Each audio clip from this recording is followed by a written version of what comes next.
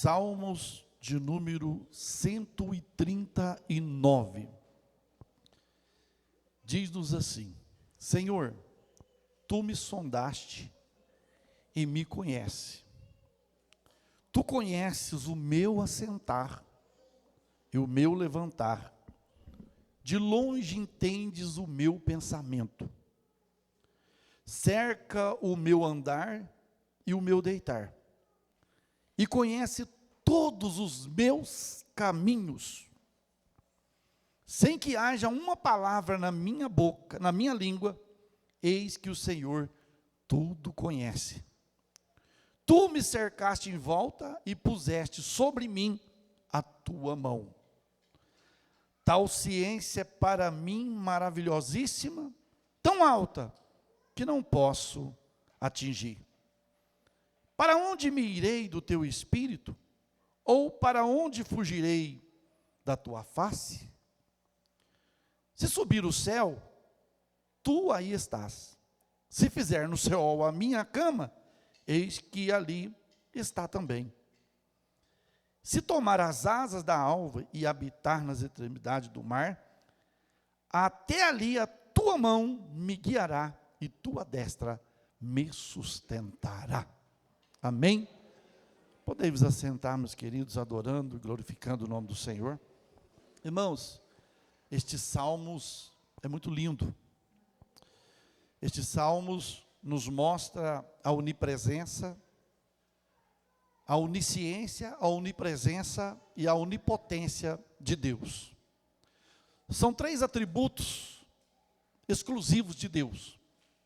São três atributos que são exclusivos de Deus: onisciente, onipresente e onipotente.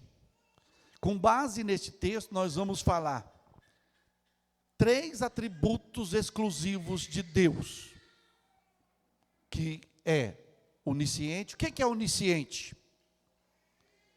Que conhece todas as coisas. Onipresente, que está presente em todo lugar. Onipotente, que tem todo o poder. Que tem todo o poder. Deus é o nosso Criador e conhecedor de todas as coisas. Ele está presente em tudo, em todo lugar, e tem todo o poder nas suas mãos. É o Deus que nós servimos. Hoje eu passava o pré-batismo para o Ronan, né, e falava para ele a grandeza desse Deus nosso, que é tão grande, que ele pega céu, ele pega sol, lua, terra, planetas, ele pega galáxias, ele pega mar, pega tudo na palma da sua mão. É o Deus que nós servimos. É o Deus que nós confessamos.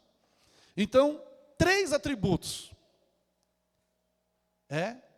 Os irmãos sabem que o inimigo tem vontade de ser igual a Deus, mas ele é limitado, porque ele só faz alguma coisa se Deus permitir. Se Deus não permitir, ele não tem autoridade, ele não tem poder para fazer nada. Até para se andar com Pedro ele pediu. Até para se andar com Pedro ele pediu, Jesus não deixou. O diabo foi acusar Josué, lá no livro de Zacarias, o sacerdote Josué, ele foi acusar ele de estar com as vestes manchadas. E o Senhor falou: peraí, eu já purifiquei o teu pecado, Josué. Tu és para mim um tição tirado do fogo. E o diabo perdeu mais uma vez. Então, o Deus que nós servimos, ele é onisciente, onipresente e onipotente. Primeiro atributo,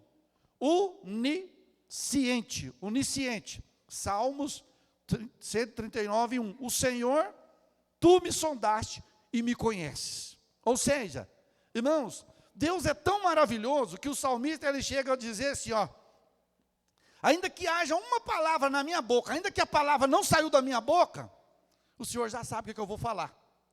O Senhor já sabe o que vai sair da minha boca. Irmão, antes de você orar, Deus já ouviu a tua oração. Antes de você reclamar, Deus já ouviu a tua reclamação.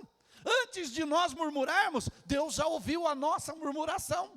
Então, antes que saia uma palavra da nossa boca, Deus já sabe o que nós vamos pronunciar.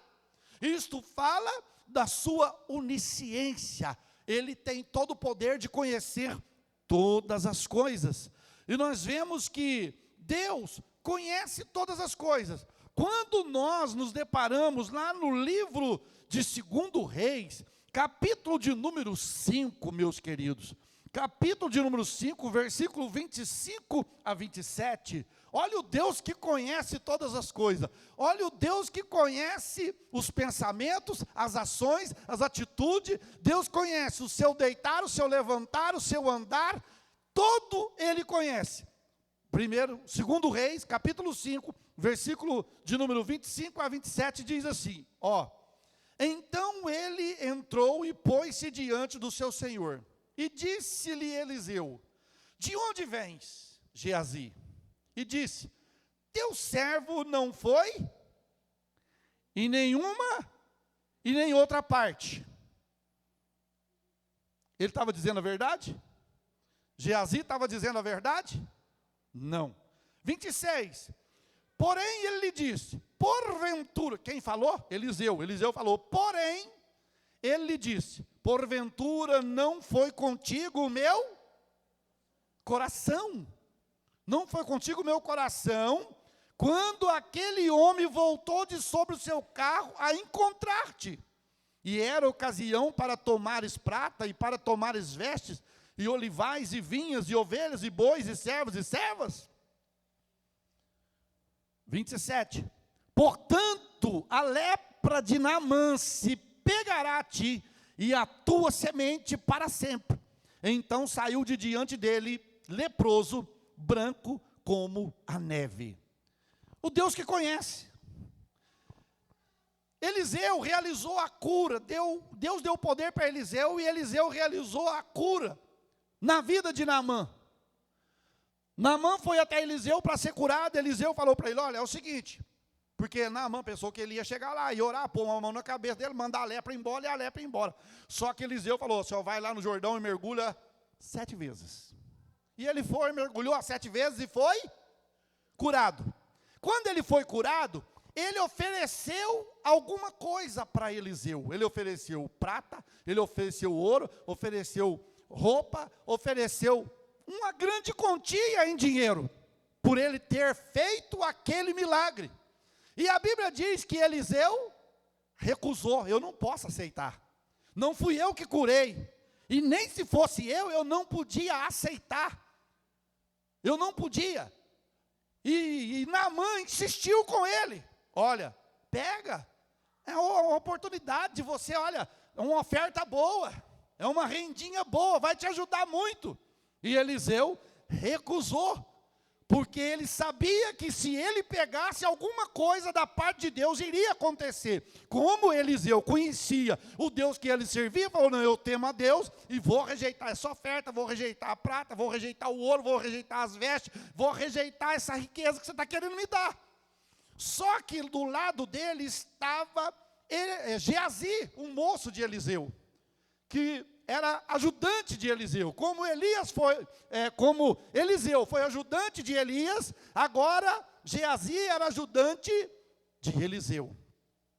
Geazi olhando, eu creio que esfregando a mão e dizendo, nossa, que falta de visão. Era hora de nós ganhar muito dinheiro. Era hora de nós enriquecermos, de pegarmos prata, de pegarmos ouro, de pegarmos servos, de pegarmos gado e ficarmos bem de situação. Mas o meu pastor não quer, o meu pastor perdeu a visão. Era a chance de nós ficarmos ricos com apenas uma oferta.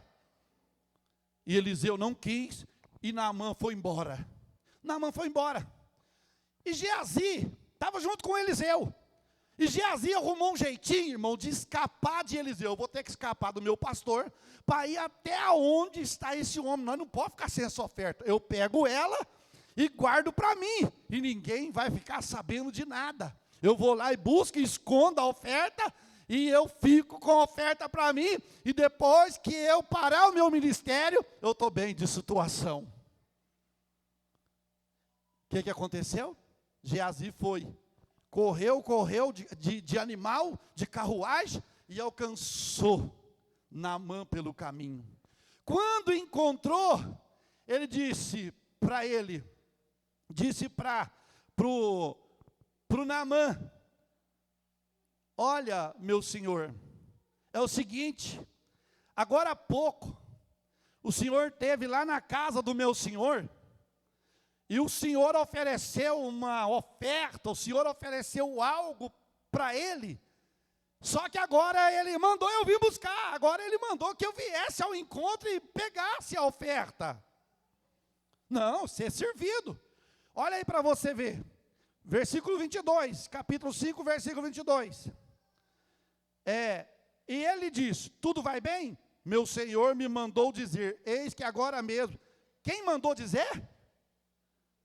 Quem que era o senhor de Geazi? Ele jogou a culpa em quem? Em Eliseu. O meu senhor mandou atrás do senhor, para encontrar o senhor, para poder receber um talento de prata, 2 mudas de vestes. Ele mandou eu vir. Aí, bom, a Bíblia nos diz que Naamã diz: ser servido, tomai 2 talentos, e estou com ele, amarrou os 2 talentos de prata em um saco, com 2 mudas de veste, e pôs-los depois nos seus moços, os quais levaram diante dele. E chegando à altura, tomou-os da sua mão e depositou na casa, e despediu aqueles homens e foram-se. Ele pegou o que Naamã passou para ele, passou na sua casa e fez o quê? Guardou. E voltou para Eliseu como se tudo tivesse normal, como se tudo tivesse certinho. E a Bíblia nos diz que quando Geazi chegou a Eliseu, veio o quê? A revelação de Deus sobre a vida de Geazi. Deus conhece todas as coisas, irmão. Não tem jeito de fazer nada escondido dos olhos de Deus. Tudo os olhos de Deus vê, tudo os olhos de Deus contempla. Tudo os olhos de Deus está vendo. Aí disse: então entrou ele e pôs-se diante de Eliseu, pôs diante do seu senhor. E quando ele colocou diante do seu senhor, disse-lhe Eliseu: da onde você vem, Geazi? E ele disse: teu servo não foi em lugar nenhum, teu servo estava por aqui mesmo, eu não fui em lugar nenhum. Eu não saí não, o senhor está enganado, eu não saí não. E mentiu para o homem de Deus. Aí Eliseu olha para Geazi e diz: olha, porém, ele disse: porventura não foi contigo o meu coração. O meu coração não foi contigo não, Geazi. Olha, eu vou te dizer uma coisa: o meu coração não foi contigo quando aquele homem voltou de sobre o seu carro a encontrar-te. Você foi atrás dele e ele desceu do carro e veio te encontrar. E era ocasião para tomares prata, para tomares ouro, para tomares gado, para tomares vinha, para tomares olivais. Era ocasião para você receber alguma coisa naquilo que Deus fez. Naquele momento, meus queridos, Deus estava dizendo: Geazi, aonde você colocar os teus pés, e aonde o teu pensamento alcançar, eu estou ali e conheço todas as coisas, e dos meus olhos ninguém escapa, da minha face ninguém escapa. Irmão, o mundo tem um dizer que existe crime perfeito, e não existe crime perfeito. Sabe por quê? Porque os olhos de Deus estão em toda a terra. E a Bíblia nos diz que Geazi tremeu na hora. Por quê? Porque ele achou que ninguém sabia, que ninguém ia descobrir, mas Deus conhece, Deus tem todo conhecimento, Deus conhece, Ele é onisciente, Ele conhece todas as ações dos homens. E a Bíblia diz no versículo 27, que naquele momento, Eliseu falou: olha, por que você mentiu? Porque você tentou ultrapassar o poder de Deus? Vou te dizer uma coisa: a lepra de que Naamã foi curado, ela agora vai passar para a sua vida, vai passar para os seus filhos e vai passar para a sua geração, porque eu, Senhor, conheço todas as coisas. E eu te pergunto, o que aconteceu? No mesmo momento, olha aí, portanto a lepra de Naamã se pegará a ti, a tua semente, até quando? Para sempre. Então saiu de diante de Eliseu, que jeito? Leproso, branco como o corpo dele ficou todo branco, todo descascado, com aquela lepra, porque ele achou que ninguém iria saber o que ele tinha feito. Ele achou que ninguém iria descobrir o que ele tinha feito. Mas há um Deus no céu que conhece todos os desígnios dos homens, que conhece todos os desígnios do nosso coração. Deus conhece. Então esse é um atributo de Deus, irmãos. Onisciente. O diabo não conhece nada. O diabo não conhece, porque quem conhece tudo é Deus, é unicamente e exclusivo de Deus ser onisciente. Então saiba de uma coisa, do norte, do sul, do leste, do oeste, da onde você colocar os pés, Deus conhece tudo, Deus sabe de tudo, e não tem como dizer não. Segundo atributo, Deus, ele é o quê? Onipresente. O que é onipresente? O que é onipresente? Que está presente em todo lugar. Anjo, querubim, serafim, arcanjo, não tem esse atributo. É só de Deus. Anjo, ele não é onipresente. Se o arcanjo Miguel estiver em determinado lugar, ele está só ali. O diabo também não é onipresente. Se ele estiver num lugar, ele está só ali. Ele não pode estar em todo lugar ao mesmo tempo, porque esse atributo de onipresença é unicamente de Deus. Por isso, meus queridos, que o nosso Deus conhece todas as coisas, presbítero Humberto. Quando o inimigo intenta alguma coisa contra mim e contra você, quando o inimigo intenta alguma coisa contra mim e contra você, sabe o que acontece? Antes que ele faça, Deus já viu e já traz a revelação para a nossa vida, porque Deus é onipresente. Lembra no capítulo de número 6, aqui do livro de 2 Reis, Eliseu estava com o seu exército, estava com o seu povo, e Deus chegou para Eliseu e disse assim: Eliseu, diga para o rei de Israel, diga para a tropa de Israel, não passar por determinado lugar, porque vai estar ali a tropa do exército sírio, para poder atacar vocês, para poder destruir vocês, então passa por outro caminho. Isso chama-se onipresença, ou seja, Deus está presente em todo lugar. Enquanto o inimigo arquitetava destruir o povo de Israel, Deus já estava trazendo a revelação para o seu servo. Nessa noite, Deus vai trazer revelação para a tua vida, Deus vai trazer revelação para a sua casa, Deus vai trazer revelação para o seu casamento, Deus vai trazer revelação para o seu trabalho, para o seu serviço, para a sua família nessa noite, através do Espírito Santo. Aí o rei da Síria falou: hoje nós acabamos, está aí no capítulo 6, versículo 8 a seguir. Nós vamos destruir esse exército de Israel. Mas Deus chegou e disse: Eliseu, eu sou onipresente. Você está aqui, mas lá na frente, o inimigo já está lá na frente. Não passa por ali, que eles querem pegar o meu povo. E o povo pegou um outro caminho, e o exército da Síria ficou aguardando lá, ficou esperando. Isso não foi nenhuma vez, nem duas vezes, foram mais vezes que Deus revelou, sabe por quê?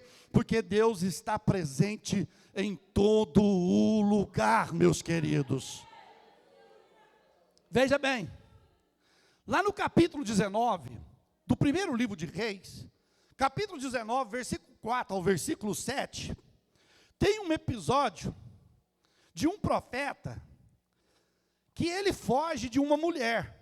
Ele foge de Jezabel, e vai lá para o deserto, está lá no versículo 4, 19:4 de 1 Reis.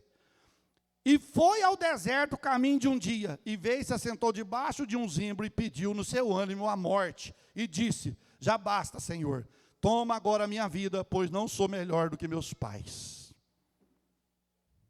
Elias fugiu de Jezabel, porque Jezabel queria matar ele.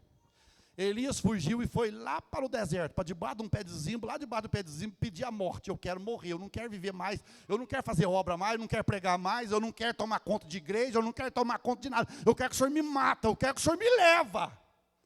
Foi essa a situação de Elias. Como Deus é onipresente, Elias pensou, lá não vai ter ninguém lá. E quando é um belo dia, Elias está lá, reclamando da vida, da situação. Aí Deus envia lá no deserto um anjo. Um anjo. Você pensou que eu não ia te achar? Quando você veio cá para o deserto, Elias, eu aqui já estava. Quando você veio para este lugar, eu já estava, meu filho. Porque nessa terra não existe um lugar que você possa se esconder da minha presença, porque eu sou onipresente. Elias ali debaixo daquele pé de zimbro, o anjo apareceu a ele e disse: olha, eu vim trazer comida para você, come pão e bebe água. E Elias comeu pão e bebeu água.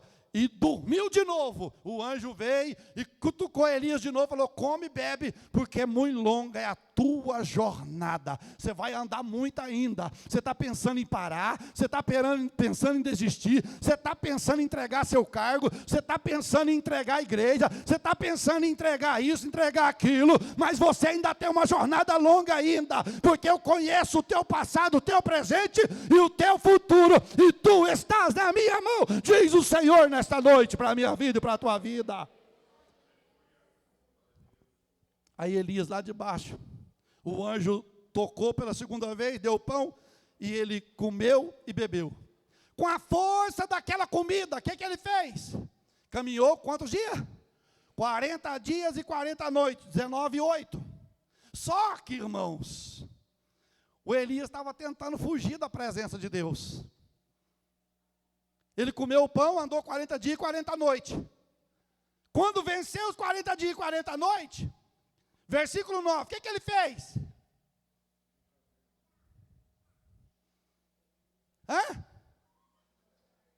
Entrou na caverna. Falou: eu vou esconder aqui, porque ninguém vai me achar aqui.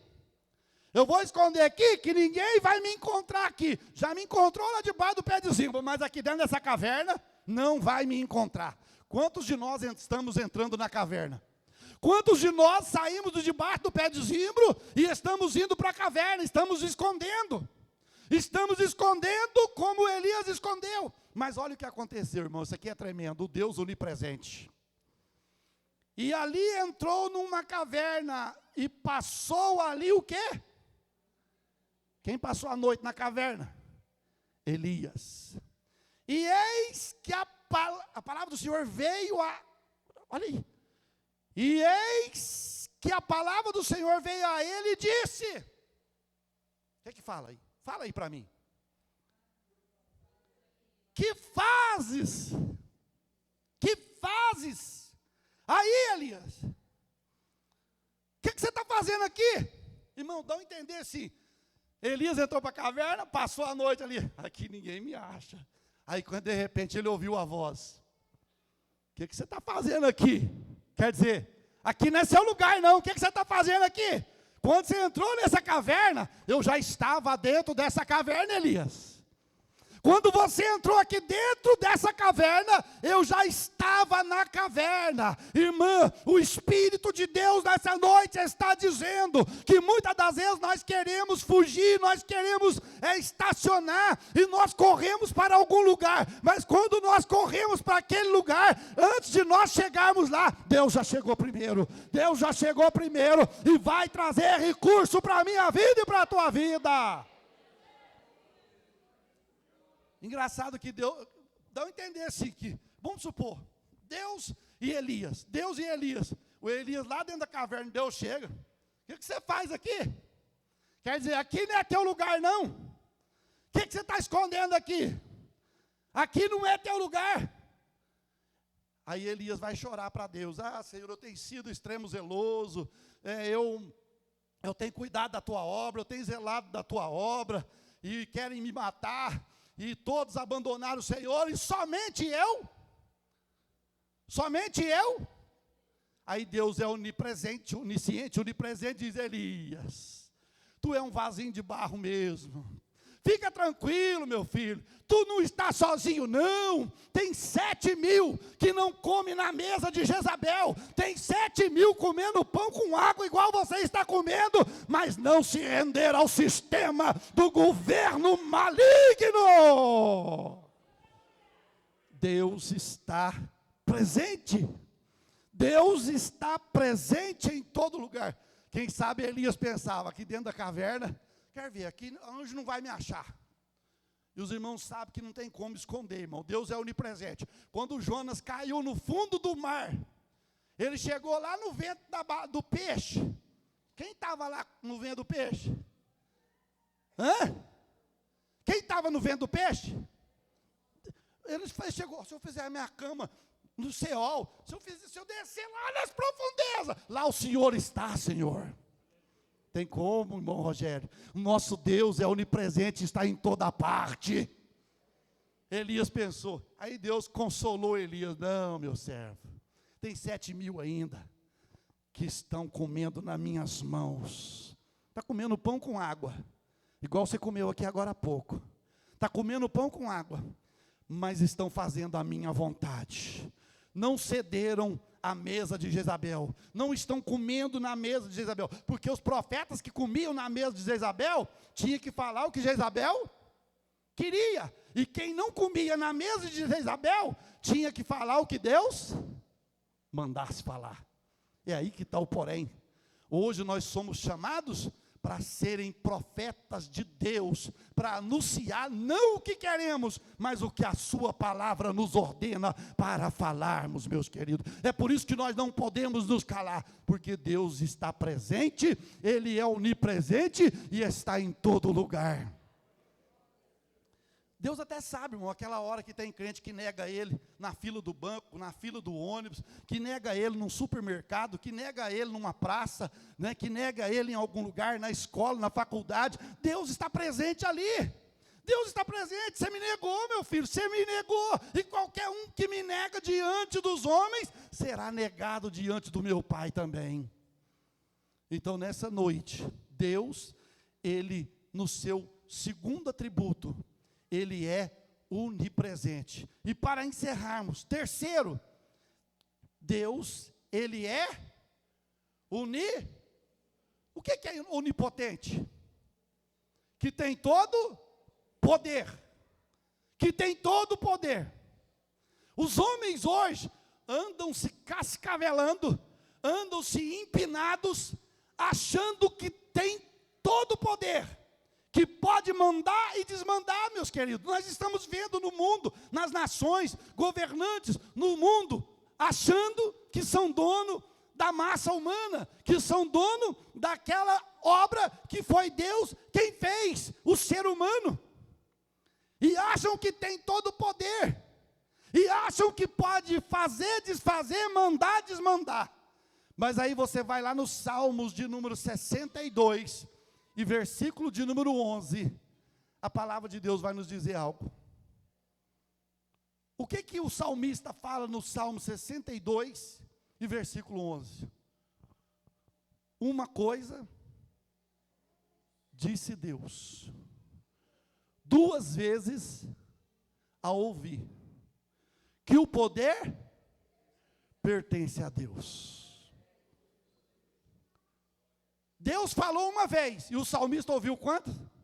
Duas. Dá a entender que a voz de Deus produziu o quê? Eco. O poder pertence a mim, a mim, a mim, o poder é meu, meu. Ele ouviu duas vezes que o poder pertence a Deus. E tem hora que eu vejo o crente: ai pastor, eu estou achando que fizeram mal para mim, eu estou achando que fizeram, amarraram o meu nome, fizeram isso para mim, ai, o que eu vou fazer? Ora para mim.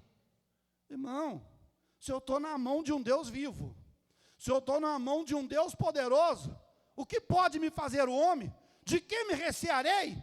Que mal pode me fazer o homem, se o Senhor é onipotente e tem todo o poder? Ah, pastor, mas o senhor que não sabe, mas fizeram um trem pesado. Irmão, não existe isso. Só se você tiver meio capenga na fé. Só se você tiver com um pé na igreja e o outro lá fora. Aí eu vou te falar que às vezes você pode até ser atingido. Mas se você está nos pés do Senhor Jesus, obedecendo a sua palavra, o Salmo 91 fala assim, que mal nenhum chegará à sua tenda, porque o Senhor é quem peleja por nós.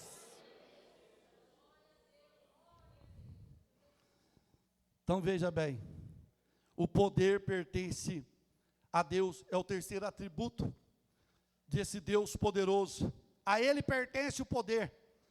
Lá no capítulo 37, versículo 36 a 38, do livro do profeta Isaías, vai fazer uma narrativa do rei sírio, Senaqueribe.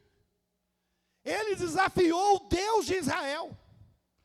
Ele desafiou o Deus de Israel, dizia que, olha aqui, rei Ezequias, o seu Deus não vai livrar vocês da minha mão.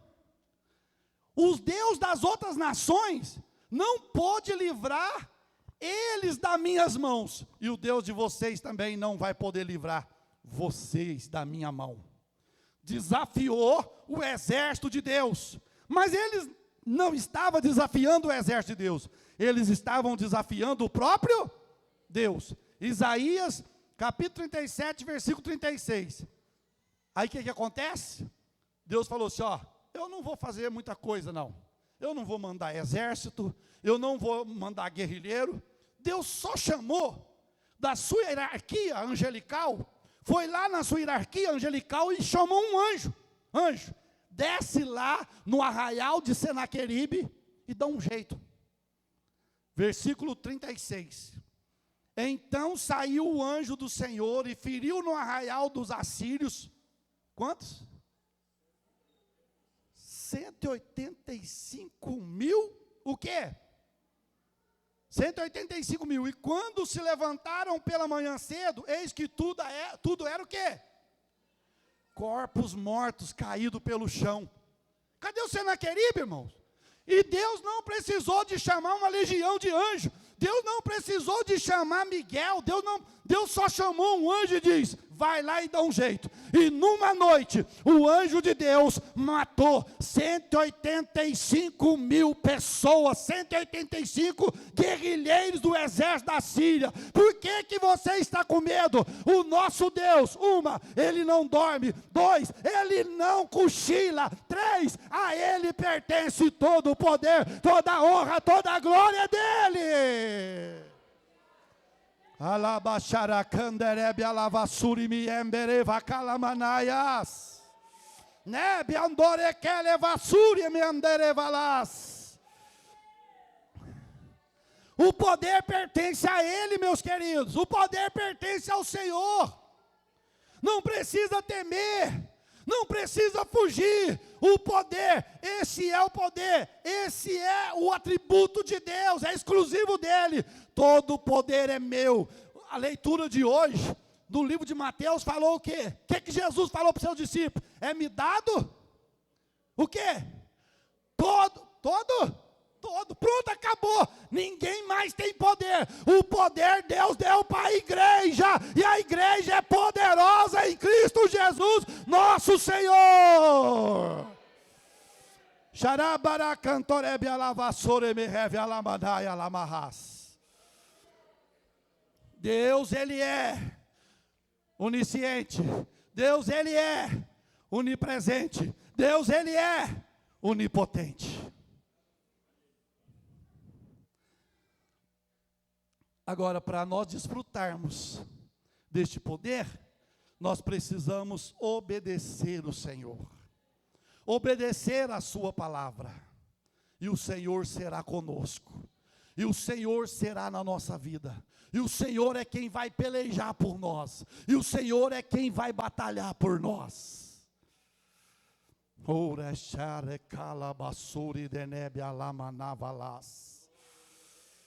O Deus onipotente, meus queridos. Ô irmão, o que está sendo impossível para você, o que você não pode, esse Deus está dizendo, você não pode, mas eu posso. Você não tem, mas eu tenho.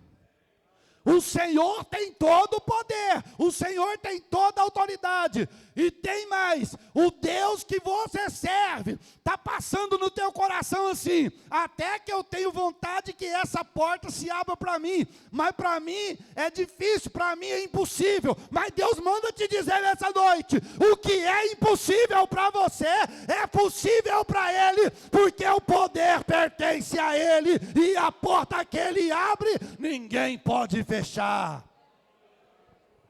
Acredite, acredita nesse Deus onipotente, que tem todo o poder. Quem pode se colocar de pé?